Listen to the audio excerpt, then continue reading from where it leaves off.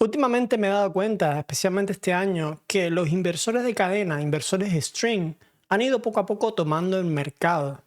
Yo creía que esta tecnología había sido relegada hacía ya una década por inversores, microinversores, optimizadores, etcétera. Pero aparentemente no. Aparentemente cada vez hay más de este tipo de inversores en el mercado. Entonces mi primera sensación fue, ¿estamos volviendo atrás al pasado? ¿Qué ocurre? ¿Por qué este tipo de tecnología ahora está volviendo a ser más y más presente? Y eso es lo que vamos a hablar hoy. Vamos a ir al pasado, 30 años. Vamos a empezar poco a poco a ver cómo esta tecnología se creó, cuáles son sus ventajas, sus desventajas. Vamos a ver por qué razón fue relegada por otras como los microinversores o los conocidos como LPE o Module Level Power Electronics. Vamos a ver qué es todo esto. ¿Por qué ocurrió esa relegación? ¿Por qué prácticamente el 10% del mercado eran solamente instalaciones de string inverters en lugar del 100% como solía ser hace 20 años? ¿Y por qué los microinversores y optimizadores se llevaron casi el 80-90% de todo el mercado residencial en los Estados Unidos? Y especialmente, ¿por qué en estos últimos 2 años vemos cada vez compañías como Tesla ofreciendo esta nueva reconstrucción de los inversores de string como si fuera algo nuevo, siendo una tecnología tan antigua? ¿Qué los ha hecho tan interesantes? Veámoslo y acompáñame en este video, que espero que sea interesante, espero que no te aburra mucho, pero de verdad me llama mucho la atención y vamos a ir poco a poco leyendo y entendiendo, al fin y al cabo, qué fue lo que pasó. Va a ser un video un poquito técnico. Voy a intentar profundizar lo más que pueda sin volverme demasiado aburrido, pero yo podría estar hablando de esto por días. Me apasiona la energía solar, la tecnología, el diseño, de todo lo que está relacionado con la tecnología solar. Así que este va a ser un video bastante largo, bastante tendido y vamos a ir atrás 30 años. Comencemos al principio, en los años 90, principalmente en Europa. Alemania lideró el desarrollo de estos inversores gracias a todos esos ambiciosos programas que tenía al apoyo a la energía renovable. Marcas como SMA. SMA fue el rey inicial. SMA Technology, SMA, probablemente los hayan visto. Los Sunny Boy. Esos comenzaron a fabricarlos comercializando a gran escala, marcando el inicio de su expansión global. En esta década, de 1990, compañías como SMA o Fronium también jugaron un papel clave en el crecimiento del sector, incluyendo el impulso de los primeros sistemas conectados en la red en Estados Unidos como California. Sin embargo, fue a partir del año 2000 cuando los string inverters vivieron su verdadero auge, gracias a todos esos tax credits, todos esos créditos fiscales, también programas como el California Solar Initiative, que ayudaban muchísimo a pagar estos sistemas. Entonces eran bastante económicos y el payback era muy poco tiempo.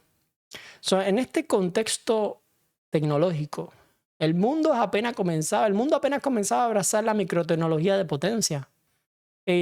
Pensemos que a principios del 2000, los Nokia, Motorola, todos estos teléfonos dominaban el mundo móvil. Los laptops apenas empezaban a masificarse. La PlayStation 2 debutaba, el iPod en 2001.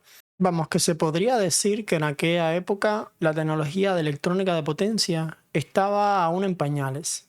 Los inversores string para entonces eran la opción más rentable y lógica.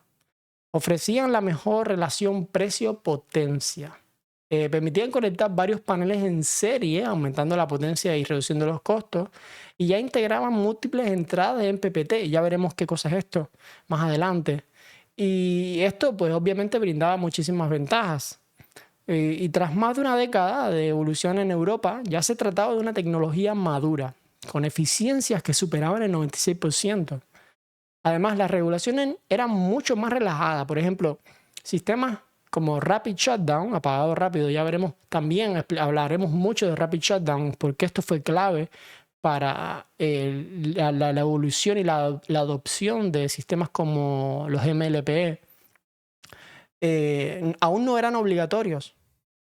Entonces, En aquel momento, los string inverters parecían un producto en su versión definitiva, un componente esencial de un sistema solar fotovoltaico, cuyo principal reto era seguir reduciendo su tamaño y reduciendo su costo.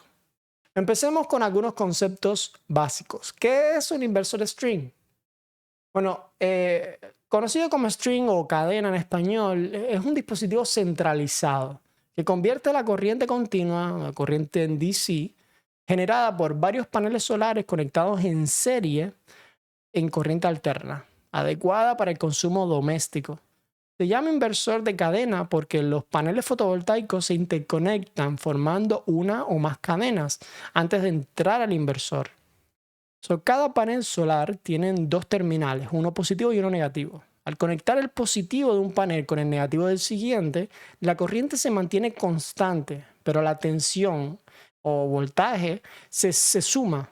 Así, al ir agregando paneles a la cadena, se puede alcanzar tensiones de hasta 600 voltios en corriente continua. Estas cadenas se conectan al inversor de cadena, el inversor string, que convierte esta potencia en corriente alterna. La corriente alterna resulta oscilar a unos 60 Hz aquí en los Estados Unidos y su tensión se reduce de los 600 voltios DC a 240 voltios AC, o sea, alternative current, corriente alterna. Para mantener la misma potencia, recuerda, potencia es igual a la tensión multiplicada por la corriente. Por lo tanto, si mantenemos la misma potencia, la corriente aumenta si la tensión disminuye. Durante esta conversión se producen ciertas pérdidas de eficiencia. Y la eficiencia de un inversor de cadena tradicionalmente suele ser de entre un 94 a un 96%. Lo que significa que alrededor del 4% de toda esta energía se pierde principalmente en forma de calor, de ineficiencia.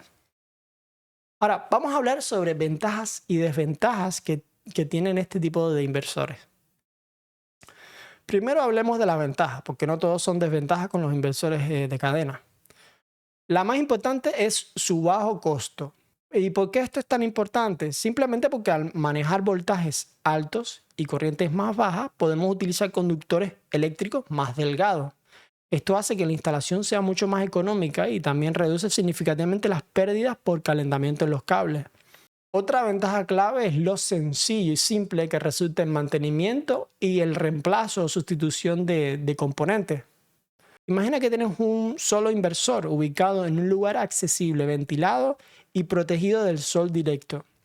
Cuando hay un problema, repararlo o reemplazarlo es bastante sencillo. Esto reduce el tiempo y costos asociados al mantenimiento.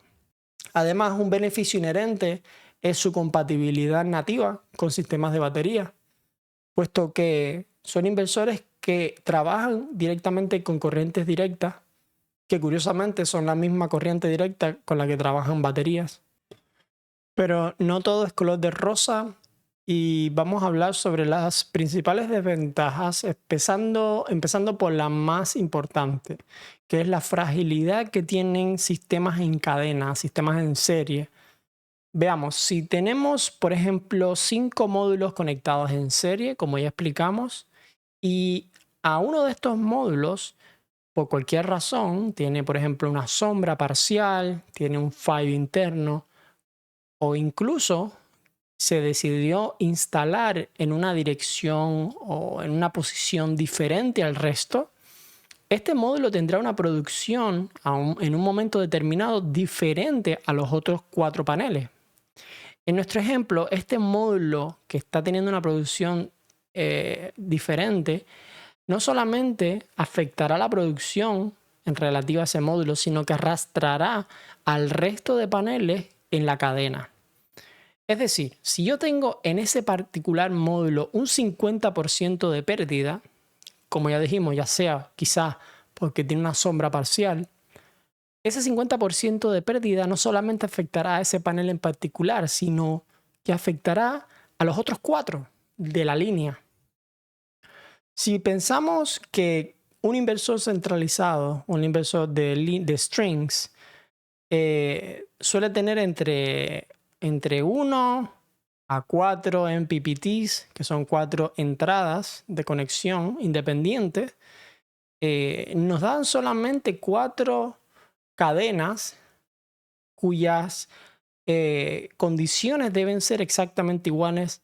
Por ejemplo, si yo tengo una cadena que está con 5 paneles, esos paneles deben estar con la misma posición, la misma dirección, tiene que ser el mismo modelo de panel exactamente y no puede haber ninguna sombra.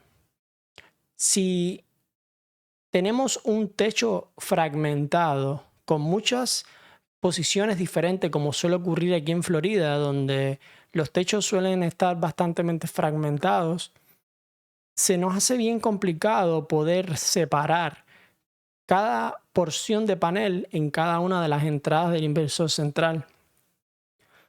Como ya dije, cada una de las entradas de MPPTs deben estar asociadas a una cadena y estas cadenas deben ser similares, deben contener módulos similares entre ellos. Es que este limitante hace los inversores de cadena frágiles. Otra de las desventajas es la falta de visualización en cuanto a detección de problemas y detección de falta de producción de paneles. Digamos que yo tengo un inversor con 3 entradas. La monitorización remota de cada una de esas entradas va a ser solamente la entrada, es decir, yo solamente voy a saber qué es lo que está ocurriendo con la línea que está conectada a ese inversor, pero yo no voy a saber dentro de esa línea lo que está ocurriendo. Es decir, no tenemos una visualización de lo que está pasando en esa línea, dentro de esa línea, solo sabemos lo que nos dice el cable positivo y el cable negativo. Hay potencia, cuánto es la potencia, cuánto es la tensión, cuánto es la corriente. ¿Ha habido algún fallo eléctrico, como un arco eléctrico o una falla a tierra? Esas son las cosas que nos van a decir. Este tipo de problemas es imposible identificar de forma remota, lo cual hace a estos inversores bastante difíciles de darle mantenimiento de forma remota. Ya digo, tenemos que estar sometidos a ir constantemente a la obra cuando hay un problema para poder definir dónde está ese problema, y es mucho más costoso tener que subirse al techo, identificar dónde está ese error. Este es el segundo problema. Y el tercer problema es el single point of failure, como le llaman en Estados Unidos. Es el punto de fallo único. Es decir, si mi inversor falla, el sistema completo se desconecta. Y hasta que ese inversor no sea reparado, el sistema va a estar apagado. Si tenemos suerte, ese inversor se podrá reparar en 1 o 2 días. Si no tenemos suerte y no se consiguen las piezas de recambio, ese inversor puede estar meses sin repararse. Ahora, cabe destacar que para reducir un poco y mitigar un poco estos efectos, muchos paneles solares ya incorporan lo que se conoce como diodos de bypass, que son pequeños diodos que hacen que los efectos de la sombra no sean tan dramáticos. Si una parte parcial del panel se ve sombreada, la producción no cae drásticamente, sino forma proporcional a la sección sombreada. Y bajo estas condiciones ilimitantes surgió la necesidad de una nueva opción. Y de ahí nace los MLPE. MLPE, Module Level Power Electronics, es decir, electrónica de potencia a nivel modular. Y esto básicamente son dispositivos electrónicos que van adjuntos a ya sea un panel en particular o grupitos de paneles, ya sea 2, 3 o hasta 4, que realizan función o parte de la función de los inversores de cadena de forma descentralizada. El más famoso son los microinversores, que es simplemente como tomar un inversor de cadenas, miniaturizarlo y poner cada uno en un panel individual. Entonces, en lugar de tener un inversor y unas cadenas de paneles, tendríamos múltiples inversores por cada uno de los paneles. Entonces ellos se conectarían, en lugar de en una cadena de serie, en una cadena en paralelo. Pero el punto de los MLPE es simplemente solucionar tres problemas principales. Problema número 1, sombreado. Al tener una conversión de potencia a nivel modular, Los efectos negativos en cada módulo no repercuten al resto de módulos en esa línea, en esa cadena. Esto es súper importante. Ya no tenemos esa fragilidad o esa rigidez a la hora de diseñar los sistemas solares. Podemos colocar diferentes paneles de diferentes tipos en diferentes posiciones del techo, bajo efectos de sombra, bajo efectos de degradación diferentes. Es decir, podemos añadir paneles a un sistema existente que ya tenga ciertos años. Podemos hacer lo que quiera, no tiene ningún tipo de relación un módulo con el otro. El segundo problema que soluciona es la monitorización y visualización. Ahora, con este tipo de electrónica a nivel modular, cada uno de los paneles tiene su propia visualización, su propio monitoreo. Ahora somos capaces de ver cuánta energía produce cada uno de estos módulos y si hay algún problema, ¿dónde está el problema? ¿Qué módulo dejó de funcionar? ¿Cuándo? ¿Debido a qué? ¿Fueron sombras? ¿Fue un cortocircuito? Y poder localizarlo exactamente para que cuando mandemos a nuestro instalador a reparar ese panel, sepamos exactamente dónde está el problema. Ya no tenemos que testear el array completo. Y en tercer lugar, y que aún no lo hemos hablado, pero lo hablaremos un poquito más adelante, es cumplir con el Rapid Shutdown, que es apagado rápido. Básicamente esto es una funcionalidad de seguridad. Los inversores de cadena, como ya dije, están conectados en serie y ellos van a producir tensión en las líneas siempre y cuando estén sometidos a luz solar. Lo cual los hace bastante peligrosos si no tenemos más ningún elemento de desconexión, además del inversor en sí.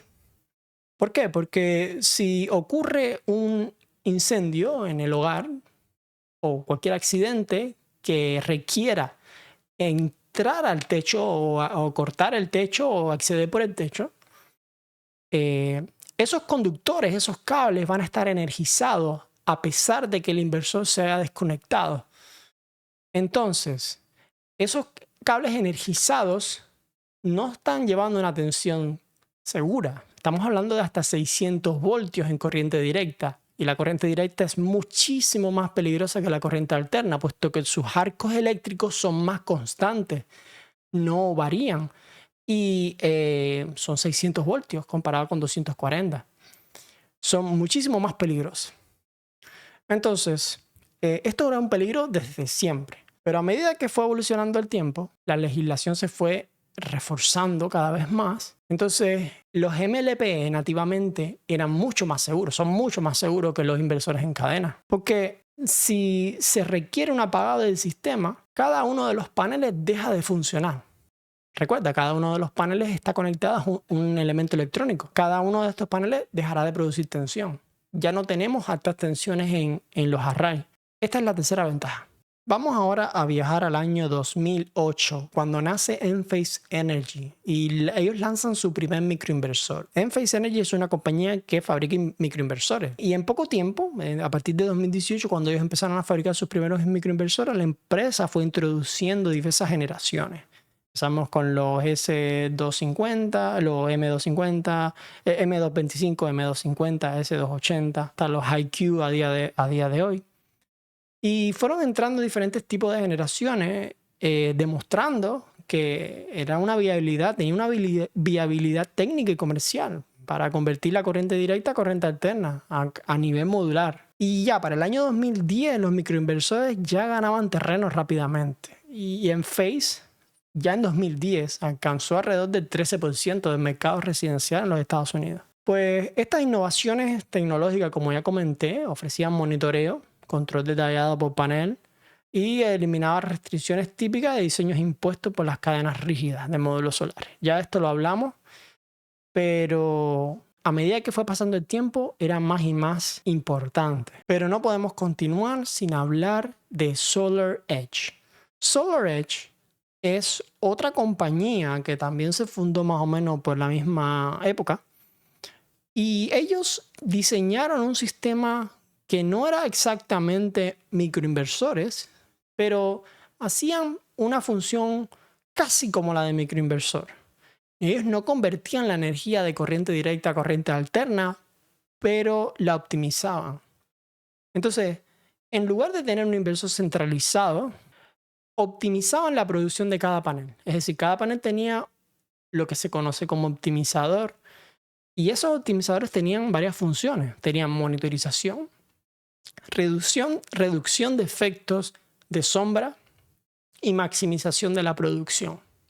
Entonces estos tres ramas de la tecnología, los inversores tradicionales string, los microinversores y los inversores con optimizadores, fueron las opciones más importantes a principios de 2010 y la evolución hasta 2015. Ahora, en paralelo, habían compañías que no ofrecían un inversor como tal, pero sí ofrecían los MLPE solamente. Es el caso de compañías como Tigo Energy. Tigo Energy ofrecía unos pequeños dispositivos que iban conectados a cada uno de los paneles o a grupos de paneles.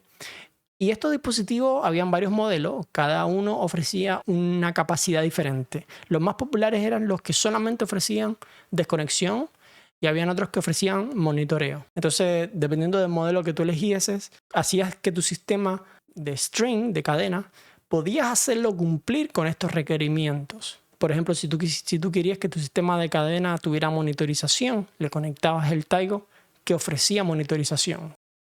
Durante los años 2010 a 2015, un crecimiento constante. Fue un desplazamiento de forma acelerada de los inversores de cadena del mercado americano residencial.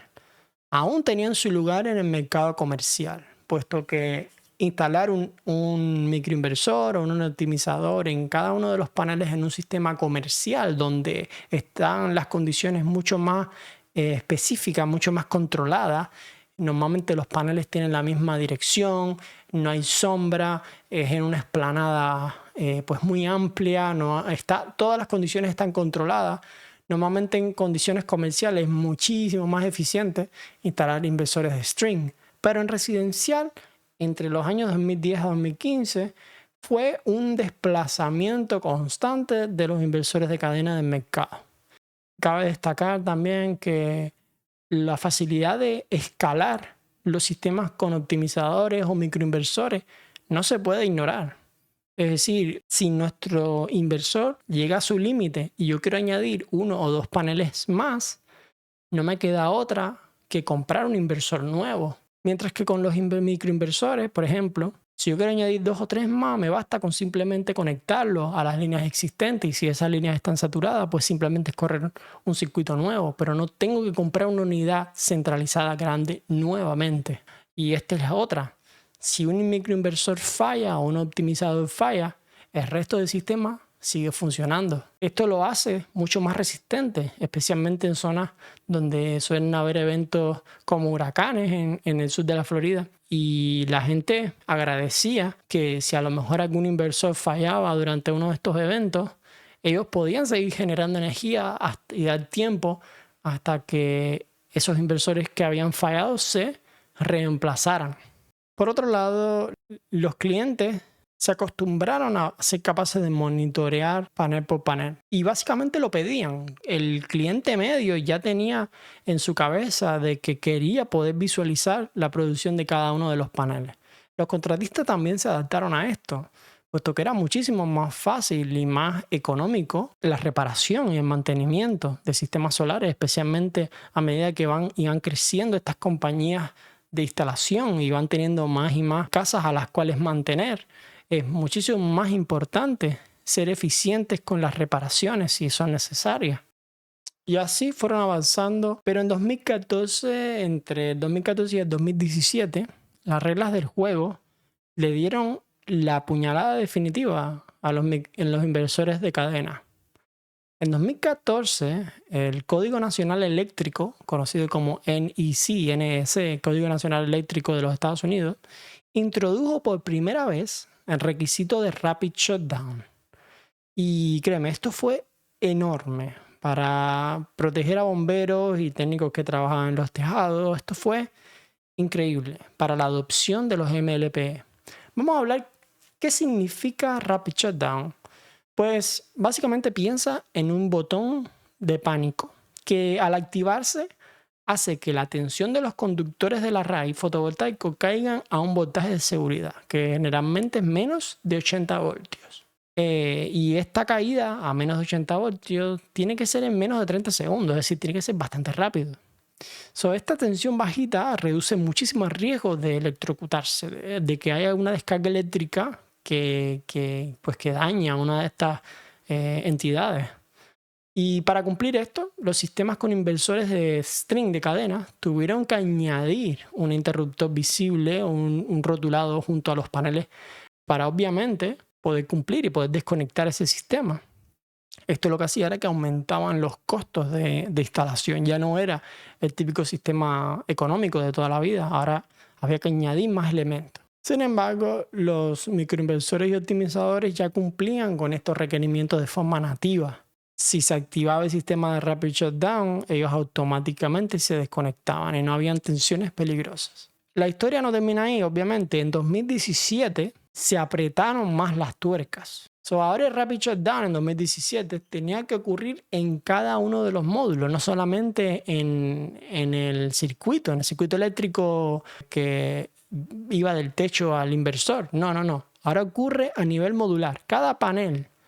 Este límite de 80 voltios tan bajo para una cadena típica dejó a los inversores string puros sin más remedio que añadir electrónica modular, electrónica extra. Y los microinversores y optimizadores ya, como dije, cumplían con estos requerimientos. Para finales de la época de 2010, los MLPE eran prácticamente la norma residencial. En 2018 a 2023, el boom de los microinversores. Pasaron de ser una curiosidad a la opción por defecto. Para los años 2023, hace bien poco, los microinversores equipaban aproximadamente la mitad de todas las instalaciones residenciales en los Estados Unidos. Mientras que los sistemas con optimizadores llevaban otro 40%. Ya te digo, los inversores string puros quedaron prácticamente relegados. Y marcas como SMA, Fronium, ABB tuvieron que reaccionar, no les quedó otra. Lanzar sus propios microinversores, incorporar optimizadores y refugiarse en pequeños nichos comerciales. Pero la montaña rusa nunca decepciona y a principios de 2020 ocurre algo que agitaría el mundo solar, especialmente en los Estados Unidos.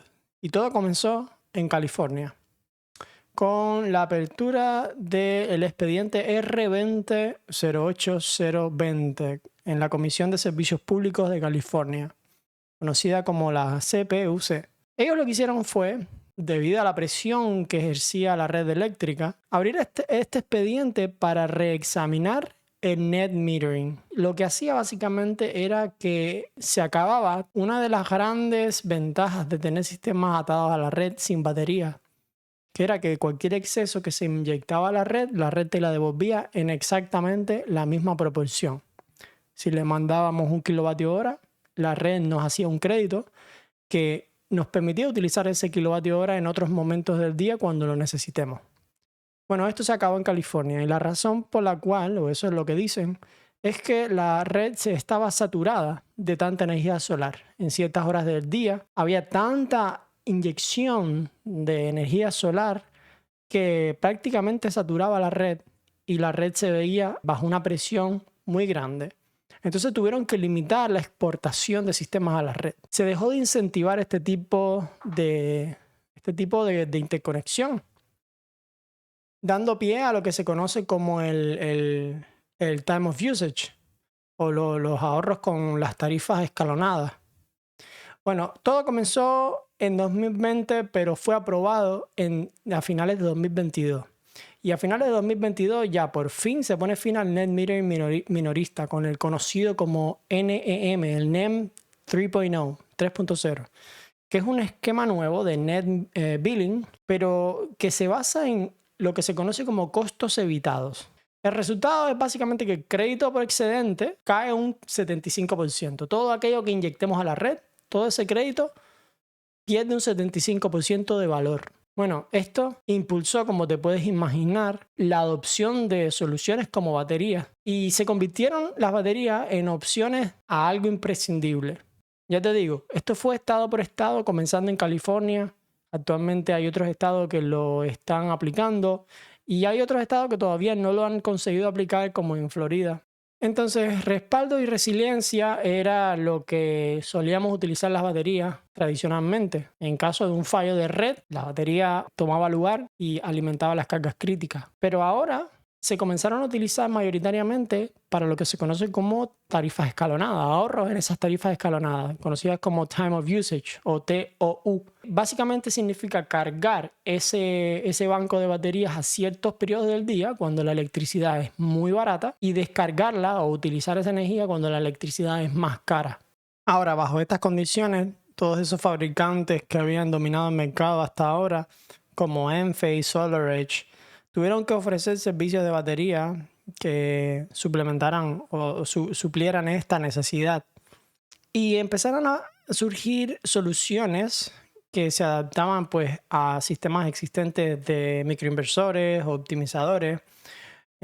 Por ejemplo, Enphase sacó en 2020, la conocía como Enphase Encharge, que fue su primer sistema de baterías diseñadas para ser completamente full home backup, para alimentar una residencia completa. SolarEdge, por otro lado, ofreció el storage con su batería de LG Chem, que también pues, estaba encaminada pues, a almacenamiento parcial del hogar. Estas soluciones, a pesar de ser bastante interesantes y tener bastantes ventajas, tenían un problema principal, especialmente las que eran conectadas a inversores existentes. Y es que estas baterías tenían que ser sí o sí conocidas como AC couple, puesto que muchos de estos inversores no se habían diseñado con baterías en mente. Entonces, ¿qué ocurre? Que había que producir una batería que fuera capaz de no solamente crear su propia tensión y red, sino que además fuera capaz de hacer pensar al inversor de que la red estaba presente para que ese inversor se volviera a activar y volviera a inyectar energía a la casa. Todo el excedente se mandara a la batería y las baterías se cargaran con ese excedente. Eso que se conoce como AC couple y fue o incluso es a día de hoy la estrategia que utilizan muchas de las marcas como ya digo Enphase y otras muchas. Entonces estos sistemas empezaron a surgir debido a la necesidad y tenían unas desventajas. En primer lugar, la desventaja era que no era solamente la batería lo que se estaba instalando. Cada batería tenía que tener su propio inversor adjunto, puesto que la conexión no era en el punto de corriente directa, era en el punto de corriente alterna. Imagínate que cada inversor está conectado al panel eléctrico de la casa. Si tú quieres utilizar esos inversores para alimentar la batería, no basta con llevar esos cables a la batería. Simplemente todos se unen en el mismo panel y al desconectar la red de la red eléctrica, desconectar el panel principal de la red eléctrica, la batería genera su propia red de tensión e intensidad y los paneles empiezan también a generar empiezan a copiar la red de tensión e intensidad de las baterías. Y de esa forma interactúan en la barra de corriente alterna, no en la barra de corriente directa. Aquí los inversores de cadena vieron su defecto convertirse en una ventaja. El hecho de tener paneles en corriente directa y tener las baterías en corriente directa hacía que solamente había que convertir la energía una vez. Convertimos de panel, utilizamos la energía de los paneles para cargar la batería sin ningún tipo de conversión, simplemente cambiando el voltaje, pero no hay que convertirla alterna y volver a convertirla directa y viceversa. Y entonces solamente necesitamos convertir la energía una sola vez. Mientras que con los sistemas AC couple tenemos que convertirla 2 veces, a alterna, luego directa para cargar las baterías y vuelta otra vez a alterna para descargar las baterías. Son varios recorridos que hace que la eficiencia sea menor. Estamos hablando de varios porcentajes menores a los de corriente directa, que puede ser cerca del 97-98%. Entonces esta fuera una de las ventajas también. Tenemos menos costo de componente, puesto que no tenemos que tener 2 o 3 inversores en el sistema, solamente con un inversor dentro del inversor de batería es suficiente. A un inversor string que utiliza baterías se le conoce como inversor híbrido. Y hay fabricantes muy conocidos por ello, como pueden ser los SolarArc, los Outback, los EP Cube de Canadian Solar y muchísimos otros que son capaces de no solamente actuar como inversores grid-tied, sino que además son capaces de interactuar como sistemas completamente backup. Entonces, a partir de 2022-2023, el mercado se vio dividido en tres bandos bien definidos, que eran los MLPE con las baterías de AC Couple, pongamos las baterías de Enphase Encharge o la Tesla Powerwall 2. También los inversores híbridos de DC Couple, hablemos de SolarC, los EP Cube, y luego sistemas que eran mixtos que podían ser utilizados de una forma o de otra.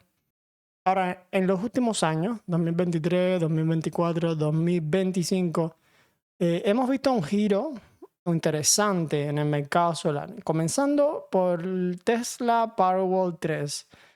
Esta batería incorpora un inversor centralizado, un inversor string híbrido, y un módulo de 13.5 kWh en un solo paquete. Y la curiosidad es que este inversor ya viene con sus entradas en PPT, viene con múltiples entradas, hasta 6. Este enfoque permite utilizar sistemas más económicos, con una instalación más sencilla. El aumento de los MPPT, de las entradas de conexión, solía ser entre 1 a 4, ahora tenemos hasta 6 versiones, 6 entradas en la batería de Tesla, lo cual lo hace bastante flexible y modular a la hora de poder distribuir las líneas en techos con demasiado fraccionamiento. Aún así, este tipo de sistemas pueden ser conectados a sistemas existentes, como por ejemplo un sistema de microinversores. Podemos añadirle una batería de Tesla, una Powerwall 3. No quita esa ventaja, pero sin embargo, si uno quiere hacer una instalación muchísimo más asequible, puede instalar una Powerwall 3 sin inversores extras, más del que ya viene incluido. Y el hecho de tener múltiples MPPTs lo hace, como ya digo, más asequible a sitios como Florida, donde los techos suelen tener mucho fraccionamiento y hay que distribuir las líneas de una forma mucho más inteligente para evitar sombreado y pérdidas por diferentes posicionamientos en el techo. También los nuevos inversores incluyen la protección contra arcos eléctricos mucho más avanzada, que detectan cualquier microfallo en líneas muchísimo más largas, hasta 200 metros. Y finalmente la pregunta, ¿cómo estos nuevos sistemas han sido capaces de afrontar los requerimientos de Rapid Shutdown o apagado rápido de los cuales hemos hablado? Bueno, pues han habido diferentes avances, especialmente en el ámbito de la electrónica y en el ámbito de los ensayos. Veamos en el ámbito de la electrónica, por ejemplo, la batería de Tesla, Powerwall 3, ofrece lo que se conoce como los Mid-Circuit Interrupters, que son básicamente pequeños dispositivos que son como una especie de switch remoto que se conecta en serie con el circuito.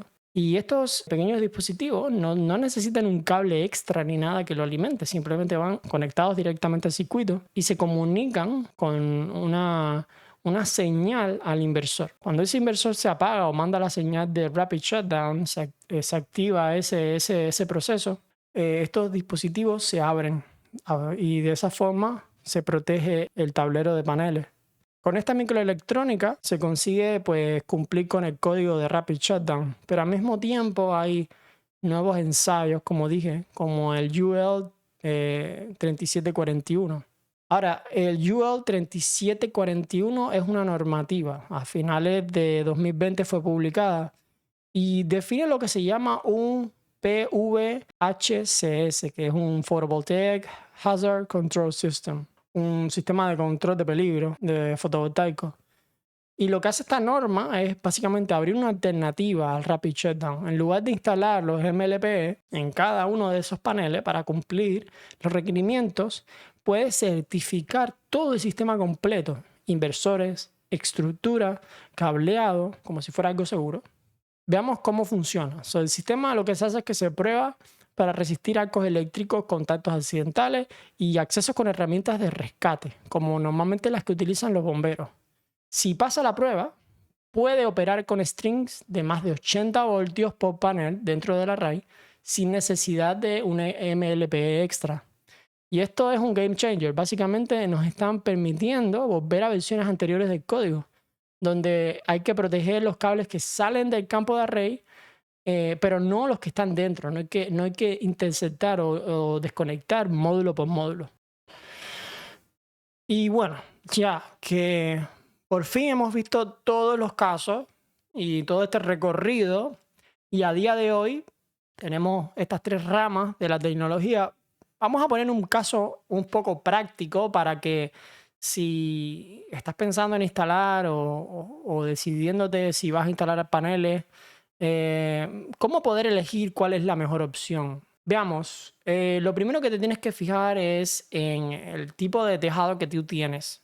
Si tenemos un tejado sencillo, sin ningún tipo de sombra, uniforme, y los paneles irán todos en la misma orientación, pues lo más rentable suele ser por lo general un inversor de string, de cadena tradicional. ¿Por qué? Porque tendrás menos componentes, por lo tanto menos costo, la instalación va a ser más rápida, sencilla y tendrás pues menos puntos de fallo. ¿Qué ocurre? Si tienes un tejado complejo, con sombra, con muchas caras, tienes chimenea, tienes edificios alrededor, árboles, etcétera, pues lo más recomendable probablemente sea un sistema de microinversores o un sistema de cadena con optimizadores como los SolarEdge. Es un sistema mucho más flexible. Si piensas en expandir tu sistema en el futuro, quizás un sistema de microinversores sea la mejor opción, puesto que la expansión de este tipo de sistemas suele ser muchísimo más fácil y económica que un sistema de cadena. Y luego la producción se va a optimizar para condiciones difíciles. Entonces, el problema es que vas a tener un mayor coste inicial, pero el rendimiento y las ganancias que vas a tener a lo largo de la vida del sistema, pues va a compensar esto. Si, por ejemplo, piensas en baterías a día de hoy o si piensas en baterías a mañana, te recomiendo lo siguiente. Siempre piensa en qué quieres alimentar con esa batería. Si tú quieres alimentar la residencia completa o si quieres alimentar una parte parcial de las cargas eléctricas. Si pretendes alimentar toda la casa, quizás necesites buscar una batería con mucha más potencia. Mínimo 40 amperios, 50 amperios, 60 amperios. Cosas así. No te vayas a tomar una batería pequeñita que tenga 20 amperios, puesto que quizás este tipo de baterías no se adapte a tus necesidades. Y en cuanto al almacenamiento, probablemente si necesites cargas críticas, como por ejemplo un mini split, un televisor, luces básicas de la casa, si lo que buscas son cargas parciales, quizás lo más recomendable sea un sistema de entre 10 a 20 kilovatios hora. Si lo que buscas es la casa completa, incluyendo un aire acondicionado centralizado, estaríamos hablando de entre 25 a 40 kilovatios hora. Y ahora, si tienes cargas exageradas, como pueden ser pues, vehículos eléctricos, calentadores de agua instantáneos, múltiples aires acondicionados, etc., una cosa mucho más grande de lo normal, pues quizás estemos viendo entre 40 a 80 kilovatios hora. Todo depende de las cargas que tengas y cómo pretendas utilizarlas. Yo he visto muchas casas que son enormes, pero cuando miras a la factura de la luz no utilizan casi energía. Y después tienen cargas que nunca utilizan, nunca encienden. Y si las encienden, no las encienden simultáneamente. Acuérdate que tú puedes tener un inversor con mucha potencia, pero el almacenamiento no es mucho. Y viceversa, puedes tener muchísimo almacenamiento, 40 kilovatios hora, 50 kilovatios hora, y tener un inversor muy pequeño, que no tenga suficiente potencia para arrancarte un aire acondicionado central, para arrancarte o mantenerte encendido un calentador de agua o un vehículo eléctrico. Tienes que siempre enfocarte mi potencia y mi energía, cuánto voy a necesitar. Y también, volviendo al tema de este video, los inversores centralizados, los inversores de cadena, van a ser más eficientes, más fácil de acoplar con un sistema de batería y más económico. Sin embargo, los sistemas como los de Enphase, donde la batería no se acopla en corriente directa, sino en corriente alterna, va a ser un poco más costoso, pero va a ser más flexible. Vas a poder expandirlo de forma más económica. Probablemente tengas hasta más potencia disponible. Pero te recomiendo que te fijes en todos estos detalles. Y como conclusión, para terminar este video, quédate con la gran lección, es decir, no existe un único camino. Existen caminos que se encajan a las diferentes condiciones o tejados o bolsillos de de lo que se planea hacer. Y el verdadero poder aquí está en entender cuáles son las reglas del juego, cuáles son las variables, voltaje, sombreado, normativas, tarifas, etc. Combinar todo esto en tu realidad particular y tomar una decisión informada. Gracias por acompañarme y espero que este cierre sirva como una invitación a seguir aprendiendo, seguir explorando. Si te apasiona la energía solar tanto como me apasiona a mí, déjame en el comentario de qué te gustaría que aprendiéramos en el próximo video. Otra vez, mi nombre es Eduardo. Muchísimas gracias.